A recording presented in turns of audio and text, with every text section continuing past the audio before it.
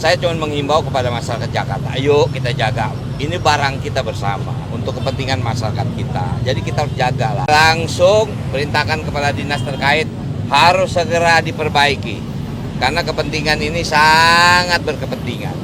Cuman memang ya setelah saya telusuri, bahkan ada saksi dari orang yang jualan di sini juga. Teman-teman tahu jembatan ini atau yang dibilang bordesnya itu bukan karena rusak, karena rapuh, tapi ternyata istilah kata dicolong lah, dibongkar, dicuri lah. Dan mungkin Pak Kadis juga bilang, dan ya bukan saya nggak nyebut nama, tapi artinya daerah sini cukup rawan. Ternyata kalau saya bilang kok materinya ini ternyata ini konstruksi lama. Saya udah bilang mestinya bisa diganti, tapi kalau misal kita pakai plat yang baja yang besar, istilahnya tulang-tulang harus berganti. Maka itu sekarang yang namanya kita pakai aluminium ya, terpaksa harus dibor. Nah dibor ini tentu saja dalam tanda kutip ya, tapi istilahnya kalau kita kan kreatif, mau dibor mau dilas, kalau mau dicolong ya bisa aja caranya kan.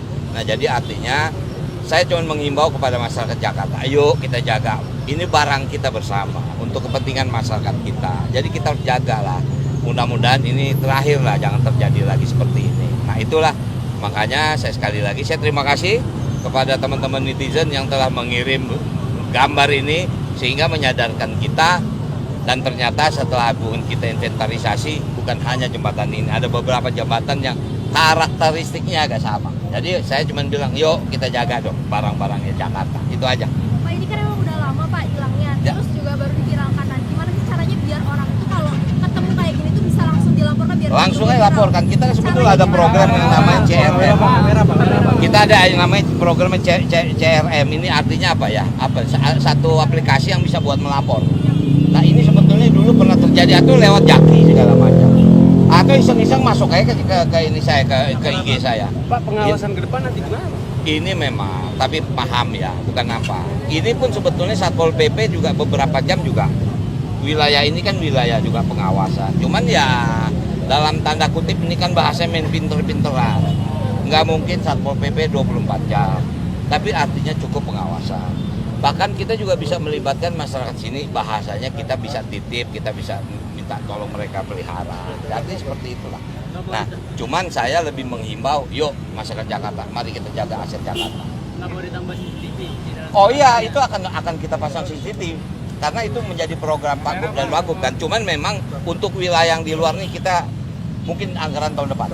Karena itu memang banyak, hampir 30.000 titik CCTV yang akan kita pasang. Butuh berapa anggaran kira-kira Pak untuk penambahan CCTV ini? CCTV barangkali kalau di total hampir 380 miliar. Itu kecil untuk Jakarta. Itu jumlah RT RW se-Jakarta 30.418. Saya masih ingat karena itu kampanye kita. Nah, kita udah mulai di taman-taman. Udah kita pasang CCTV. Nah, untuk yang RT RW tahun depan karena masuk di perubahan. Ternyata ini jembatan lama. Diserahkan ke Bina Marga baru berapa tahun. Nah, artinya ini baru. Ya, emang kalau kita lihat kan nggak bisa kita lebarin nih. Kalau kita lihat lah bangsa di Tamrin, itu kan bagus-bagus jembatan kita. Mungkin nggak, makanya nanti setelah ini kita coba create gimana supaya jauh lebih luas, jauh lebih aman, dan jauh lebih lama. Ya, oke, makasih ya.